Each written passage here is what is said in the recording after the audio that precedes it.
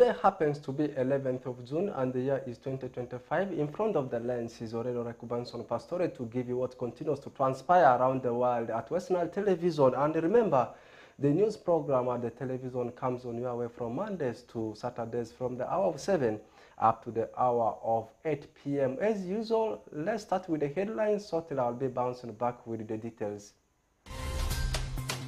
Coming up in the NILECAST news headlines tonight, NRM members in Moyo asked to ensure free and fair elections during the party primaries.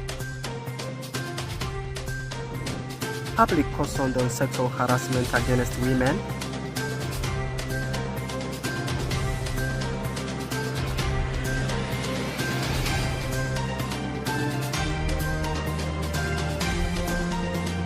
Lastly, Uganda National Bureau of Standards has closed an illegal distillery factory in Nebi district. Details about this in NILECAST news.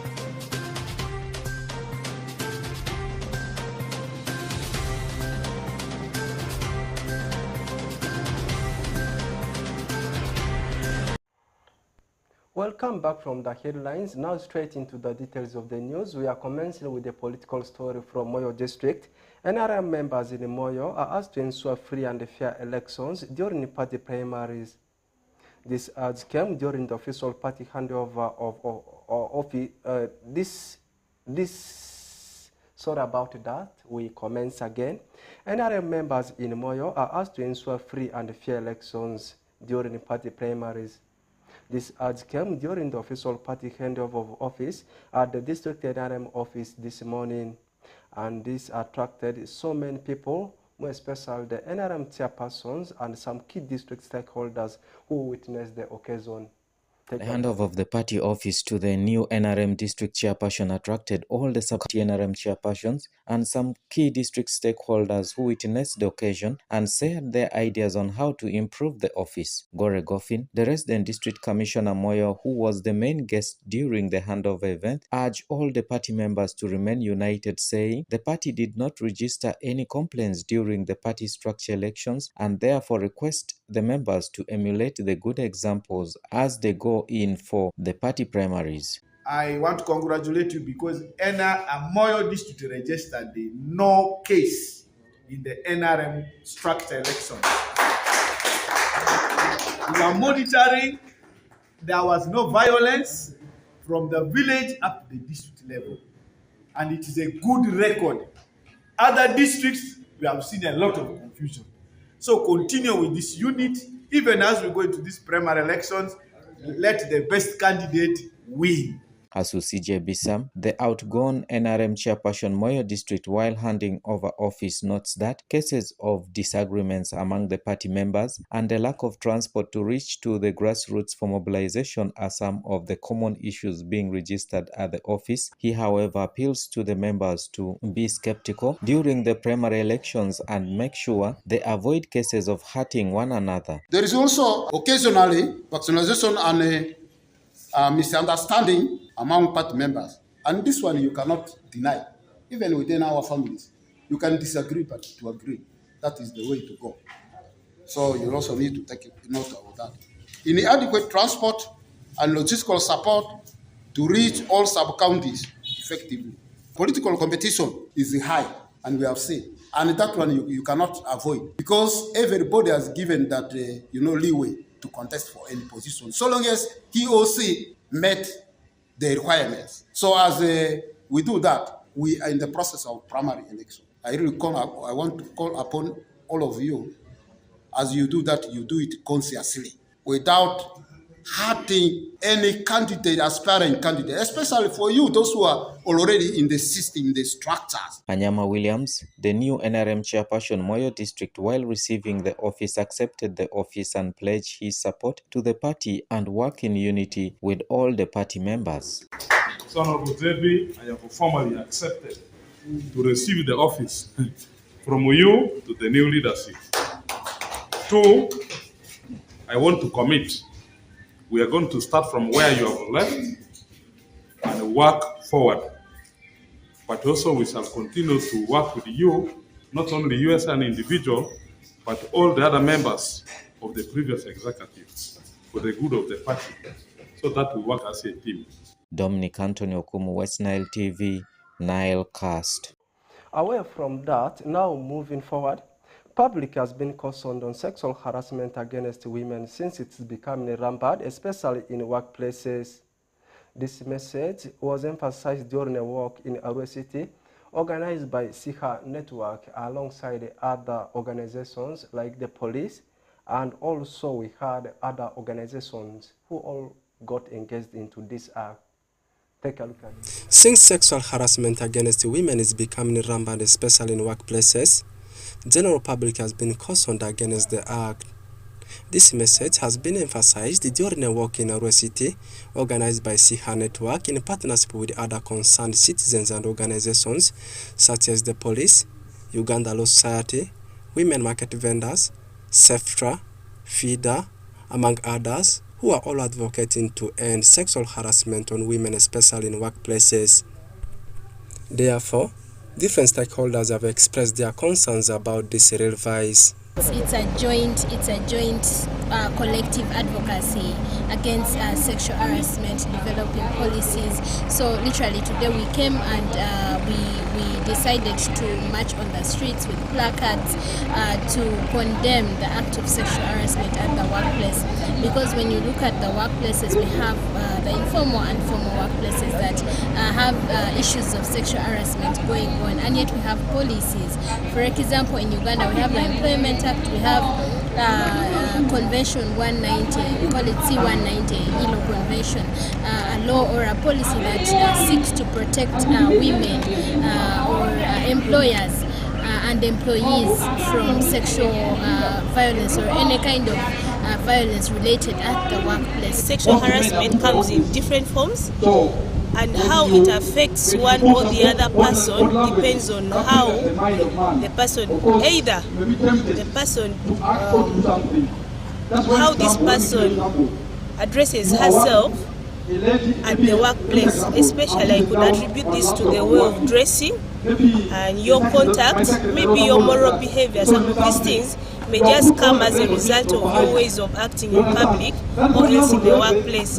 If you're this kind of person who is just freely, like you make yourself accessible to anyone, it becomes a challenge that people take advantage of you and touch you. Gender-based violence is a broad term. It encompasses so many things. When we talk of sexual gender-based violence, we're talking of domestic violence, we're talking of rape, we're talking of defilement, we're talking of sexual harassment, we're talking of indecent assault and other things. It all encompasses what we call sexual gender-based violence. What causes this vice are only three. One, misuse of your power. I'm the manager, I misuse my authority to seduce you to do what I want you to do for me. That's one. Two, bad cultural practices. For example, forced marriages and early marriages. These lead to sexual gender-based violence. Then the last one is gender inequality itself. I want to thank SIHA, Strategic Initiatives for the Women in the Horn of Africa, for having enlightened the women, especially the market vendors, we call them our partners, for being aware that this vice is happening in the communities and therefore they must begin reporting these issues. So it is real, but the most important thing is what does religion say about this? This is an immoral act. It is part of the indisciplines of humanity against their fellow colleagues. It is very disrespectful in our society.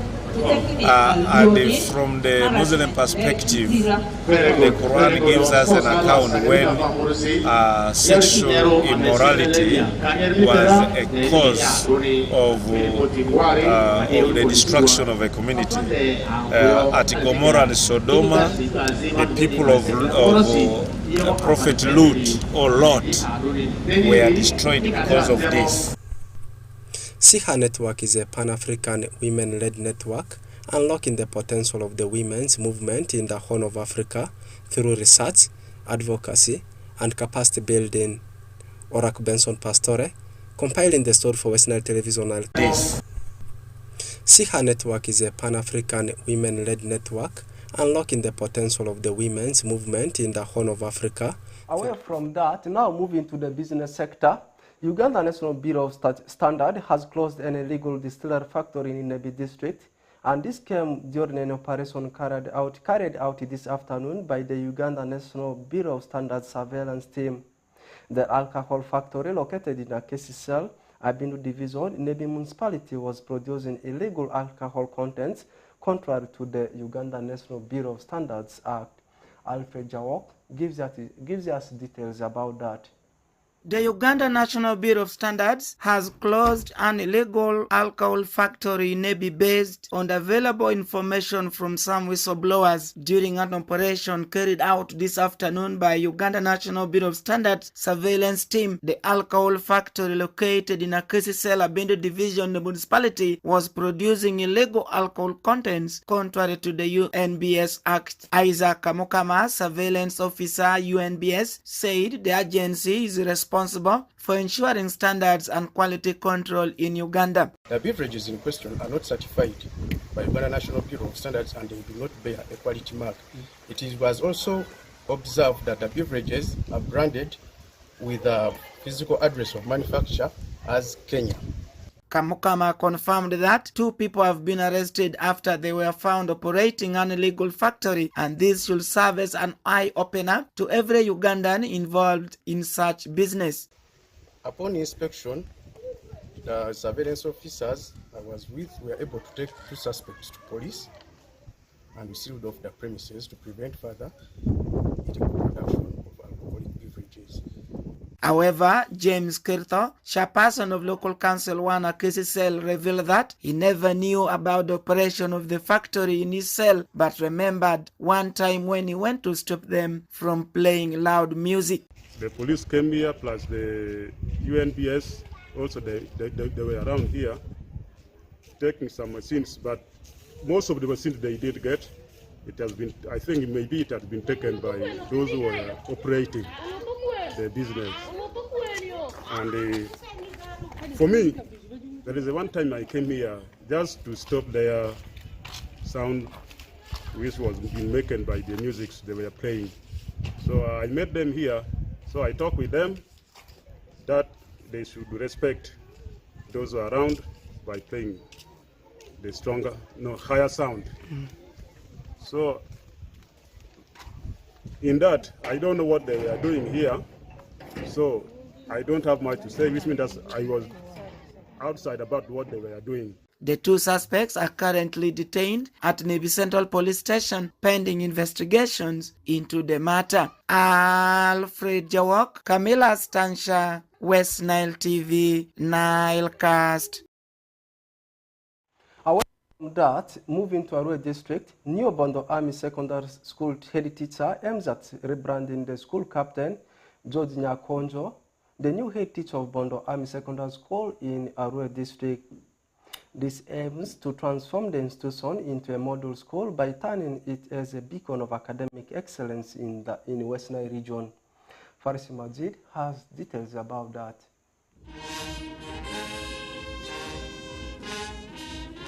Captain George Nyakojo, the new head teacher of Bondo Army Secondary School in Arua district, is aiming to transform the institution into a model school by turning it as a beacon of academic excellence in the West Nile sub-region.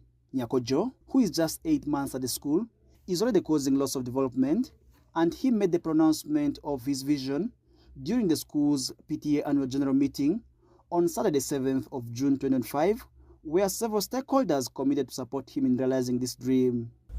1, we have support from the Army, that is assured. 2, support from Ministry of Education and Sports. 3, we are looking at the little contribution from parents towards the sustainability of their children. And the little support we get from parents can help us transform Bondo Army Secondary School into the leading secondary school in West Nile region. Honorable Chandin Luigi, the councillor representing Arivu sub-county to Arua district, who is also a parent at the school, is optimistic of realizing this dream because of discipline of every stakeholder at the school. my future prospect about Bondo Army Senior Secondary School is it will be one of the best schools in the center of West Nile region, and it's going to be model secondary school in the Arua district and West Nile region. Why? Strike is forbidden in this school. Discipline is the way to go. And it is a directive, it is an order, it's not a negotiation. So whoever sends his or her child here is in the right place. That's why my hope to see this school becoming a transformed and a modern secondary school in West Nile region.